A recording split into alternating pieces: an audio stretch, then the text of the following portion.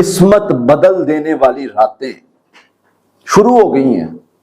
یہ طاق راتیں، یہ 5 طاق راتیں نبی صلی اللہ علیہ وسلم فرما رہے ہیں، یہ قسمت بدل دینے والی راتیں ہیں. یہ انسان کی زندگی کے فیصلے بدل دینے والی راتیں ہیں. یہ جنت جہنم کے فیصلے کرنے والی راتیں ہیں. یہ ایسی راتیں ہیں جن کے اندر اگر آپ ان 5 راتوں کی محنت کر لیں، یقین کریں اگر آپ لیلۃ القدر کو جو ہے وہ حاصل کر لیتے ہیں، یقین کریں آپ خوش قسمت لوگوں میں شامل ہو جائیں گے. آپ بہت خیر اکٹھی کر لیں گے. آپ ان راتوں میں محنت کر کے اپنے ساری زندگی کے گناہ معاف کروا سکتے ہیں. کوئی بندہ جناب 1000 مہینے کی عبادت نہیں کر سکتا، بڑا مشکل ہے.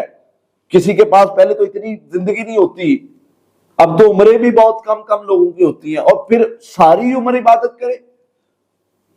لیکن ان 5 راتوں میں سے ایک رات جو لیلۃ القدر کی ہے نا، کوئی نہیں پتا، نبی صلی اللہ علیہ وسلم نے 5 راتوں میں تلاش کرو. ایک رات کی عبادت 1000 مہینے کی عبادت سے زیادہ افضل ہے. لیلۃ القدر خیر من 1000 شہر. کتنے مہینے؟ 1000. تو میرے بھائیوں میری بہنوں، یہ قسمت بدل دینے والی رات ہے.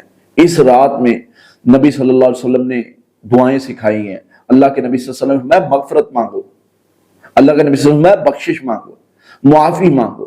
کیونکہ ان راتوں میں جب انسان اللہ سے مانگتا ہے، سیدہ عائشہ نے پوچھا نا نبی صلی اللہ علیہ وسلم سے کہ کیا دعا پڑھے، آپ علیہ الصلوۃ والسلام نے فرمایا یہ دعا پڑھو، اللہم انک عفو کریم تحب العفو فاعف عنی. اللہ تو معاف کرنے والی معافی کو پسند کرتا ہے تو مجھے بھی معاف فرما.